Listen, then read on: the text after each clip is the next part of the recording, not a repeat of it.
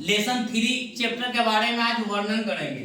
अगर अभी तक ले आप लोग वीडियो को सब्सक्राइब नहीं किए तो सब्सक्राइब कीजिए, फॉलो कर लीजिए, क्योंकि आपका एक ऑफर आ रहा है। अगर 1000 मेरा सब्सक्राइबर अगर हो जाता है तो आपको फ्री ऑफ कोर्स क्लास 10 और क्लास 9 और क्लास 12 का फ्री ऑफ कोर्स पढ़ाया जाएगा यूट्यूब पर। इसलिए आप लोग जितना भी वीडियो को हो सकता है तो आप शेयर कीजिए, सब्सक्राइब कीजिए और लाइक कीजिए, क्योंकि जितना आप कीजिएगा उतना आपके लिए भी फायदा है और हमारे लिए भी फायदामंद है। तो आप लोग से निवेदन है कि आप लोग सब्सक्राइब कीजिए, फॉलो कीजिए और शेयर धनाधन कीजिए कि जल्दी से 1000 कम से कम सब्सक्राइबर हो जाए। आज हम लोग चैप्टर बायोलॉजी का लेसन 3 के बारे में आज कुछ मुख्य टॉपिक वर्णन करने वाले हैं। टॉपिक का नाम है, चैप्टर का नाम है परिवहन। परिवहन इसके बारे में कुछ हम पढ़ा दिए, उसका वीडियो अभी तक अपलोड नहीं हुआ है, लेकिन उसका वीडियो भी आप लोग के पास जल्द ही अपलोड हो जाएगा। टॉपिक का नाम है खनिज लवणों का अवशोषण। खनिज लवणों का अवशोषण में पहला जो टॉपिक हम आते हैं बेटा, तो पहला जो टॉपिक है स्थानांतरण किसे कहते हैं। स्थानांतरण किसे कहते हैं? तो स्थानांतरण का मतलब क्या होता है कि एक जगह से दूसरे जगह जाते हैं हम लोग। जैसे मान के चलिए कि अभी हम यहाँ पर खड़े हैं और यहाँ से दूसरे जगह यहाँ तक कन्वर्ट हो गए, मतलब चले गए, उसी को हम लोग स्थानांतरण कहते हैं। लेकिन अगर लिखेंगे परिभाषा में कैसे, तो ध्यान दीजिएगा, पौधों में जल खनिज, पौधा जो होता है, पेड़ जो पौधा है, तो पौधों में जल खनिज लवण और खाद्य पदार्थों को एक भाग से दूसरे भाग में पहुंचाने की प्रक्रिया को हम लोग स्थानांतरण कहते हैं। मतलब अगर बोला जाए कि पौधे में जो जल रहता है, खनिज रहता है और लवण रहता है, उसके साथ साथ अगर खाद्य पदार्थ रहता है, तो एक भाग से दूसरे भाग में, मतलब एक भाग से दूसरे भाग में जो पहुंचाने की जो प्रक्रिया होगा उसी को हम लोग क्या कहते हैं? स्थानांतरण। क्या कहते हैं बेटा? स्थानांतरण। क्या कहते हैं? स्थानांतरण। फिर उसके बाद आते हैं वाष्पोत्सर्जन। वाष्पोत्सर्जन क्या है बेटा? वाष्पोत्सर्जन के बाद में जान लेते हैं कि पौधों के वायवीय भागों से जल का रंध्रों द्वारा वाष्प के रूप में निकलने की प्रक्रिया को वाष्पोत्सर्जन कहते हैं। इसमें पौधा है, अब पौधा में जो जल ग्रहण किया जड़ से, हम इसके पहले वाला चैप्टर में इसी चैप्टर में बताते कि अगर पेड़ पौधा है ना तो उसमें एक जड़ होता है, और जड़ होता है तो जड़ द्वारा जो पेड़ पौधा जो ग्रहण करता है जो जल ना, वो कितना परसेंट होता है? 100%। कितना परसेंट होता है? 100%। तो 100% में हम दो भाग में डिवाइड कर देते हैं, एक भाग 10% और दूसरा भाग 90%। तो ये जो 10% आप जो देख रहे हैं 10%, तो 10% जो होता है ना बेटा, ये वाष्पोत्सर्जन द्वारा 90% वायु में चला जाता है। जो 10% है ना, वो प्रकाश संश्लेषण में काम करता है पेड़ पौधा। इसका मतलब है कि भोजन बनाने में 10% का उपयोग करता है और 90% जो जल होता है वाष्प के रूप में ऊपर चला जाता है। तो भैया जो 90% वाष्प के रूप में जब ऊपर गया तो वही है क्या? उसी कारण आपके समय समय से मौसम परिवर्तन होता है, समय समय से बरसात होती है, समय पर गर्मी होती है। इसलिए आदमी बोलता है कि अपने जीवन काल में हर एक जन्मदिन के दिन एक आप कम से कम पेड़ पौधा लगाइए, क्योंकि आपका मौसम समय पर चलता रहा। लेकिन आज हम देखते हैं कि समय समय पर पेड़ पौधा इतना कटाई हो रहा है कि उसका वर्णन नहीं किया जा सकता है, जिसके कारण से बरसात आनी चाहिए कब, तो आ रही है कब, जाड़ा कब आना चाहिए तो कब आ रहा है, गर्मी कब आना चाहिए तो कब आ रहा है, मतलब मौसम परिवर्तन हो रहा है। इसी कारण से आप लोग से भी निवेदन है कि आप पेड़ पौधा लगाइए।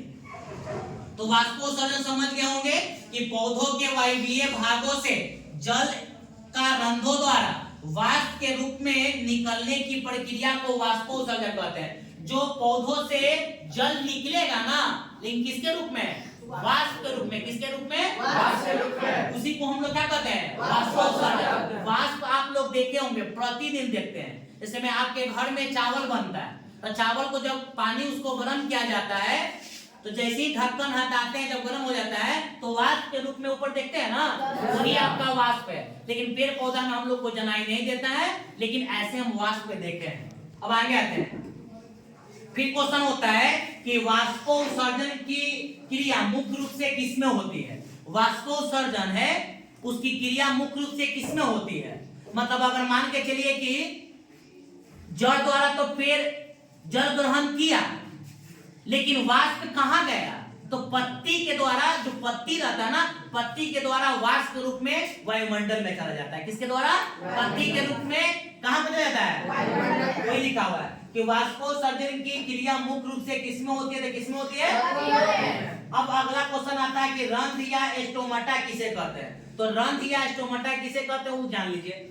आपके अगल बगल में, आपके आसपास में पेड़ देखे होंगे, अच्छा पेड़ होगा, उसमें पत्ती भी होगा, और जो पत्ता में छोटा छोटा जो छिद्र रहता है ना बेटा, उसी को हम लोग बोलते हैं स्टोमाटा या रंध्र। तो पत्तियों में छोटे छोटे छिद्र होते हैं, जिसे रंध्र या क्या कहते हैं? स्टोमाटा। जिसे रंध्र या क्या कहते हैं? स्टोमाटा। अब आते हैं हमारे पुराने जमाने का आदमी या 10 साल के आदमी या 20 साल के आदमी कहता है कि किस खेत में आपका लूक नहीं लगता है। तो हम लोग को बताया गया था कि अगर मकई का खेत में चल जाइए या तो प्याज के खेत में चल जाइए तो लूक नहीं लगेगा। तो भैया काहे नहीं लूक लगेगा? क्योंकि समय समय अंतराल पर 2 दिन पर 3 दिन पर उसमें हमेशा सिंचाई होते रहता है, जिसको हम लोग बोलते हैं पटवन, जिसको हम लोग पटाते हैं। ठीक है, अब सुनिए, एक मकई का पौधा प्रतिदिन कितना लीटर जल का वाष्पोत्सर्जन करता है? एक मकई का पौधा एक दिन में कितना लीटर जल छोड़ता है वायुमंडल में? तो 3 से कितना लीटर बेटा? 4 लीटर। 3 से कितना? 4 लीटर। अब एक सेब का पौधा प्रतिदिन कितना लीटर जल का वाष्पोत्सर्जन करता है? 10 से 20 लीटर। मतलब एक दिन में अगर सेब का पौधा बोला जाए तो 10 से 20 लीटर वाष्प के रूप में ऊपर छोड़ देता है। क्लियर है यहाँ तक? यहाँ पर आते हैं, अब आगे देखते हैं। एक पत्ती मतलब पत्ता, एक पत्ती अधिक से अधिक अपने भार के बराबर जल का वाष्पोत्सर्जन के द्वारा 1 घंटे के कम समय में निकाल देता है। एक पेड़ और एक पत्ता का जिक्र कर रहे हैं हम, पूरे पत्ता का नहीं। एक पत्ता का अगर वजन अगर 10 ग्राम होगा तो 1 घंटा से कम समय में वो 10 ग्राम वायुमंडल में चला जाएगा। अब सोचिए कि एक पेड़ में कितना पत्ता होता है, इसीलिए बोला जाता है कि आप पेड़ पौधा लगाइए, लेकिन आप लोग सुनते नहीं है। पेड़ पौधा, एक पत्ता समझिए, एक पत्ता का अगर वजन हम सपोज कर लेते हैं, मान लेते हैं कि 10 ग्राम है, तो 1 घंटा से कम समय में जड़ से जल ग्रहण करके वायुमंडल में भेज देता है। कोई लिखा हुआ देखिए, माना कि एक पत्ता का वजन 10 ग्राम है, तो 1 घंटा से कम समय में 10 ग्राम जल का वाष्पोत्सर्जन करेगा, मतलब वायुमंडल में छोड़ देगा। किसके द्वारा? तो पत्तियों के द्वारा। किसके द्वारा? पत्तियों में छोटे छोटे छिद्र होते हैं, जिसको हम लोग क्या कहते हैं? रंध्र या स्टोमाटा। आगे सुनते हैं। औसतन एक पेड़ अपने जीवन काल में अपने भार के करीब 100 गुना जल का वाष्पोत्सर्जन करता है। मतलब एक पेड़ का अगर वजन, मान लेते हैं कि अगर एक पेड़ का वजन अगर 10 वर्ष है और उसका वजन अगर मान लेते हैं कि 20 केजी होगा, तो 20 में अगर 100 से गुना करेंगे तो 2000 केजी वो जल का वाष्पोत्सर्जन करेगा।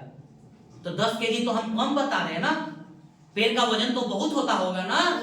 समझो कि पेड़ कितना देरी आपका वाष्पोत्सर्जन करता है अपने जीवन काल में, जिसके कारण से समय समय पर बरसात होता है, समय समय पर गर्मी होती है, समय समय पर मौसम परिवर्तन होता है, जिसके कारण से हमारा खेतों में, खलिहानों में अच्छा अनाज आता है, अनाज उत्पन्न होता है। तो हम लोग को पेड़ लगाना चाहिए। आज पेड़ के बारे में टॉपिक था परिवहन, उसके बारे में आज डिस्कस किए। किसी को अगर दिक्कत है तो बता दो। किसी को दिक्कत है? नहीं। चलिए उतार लीजिए।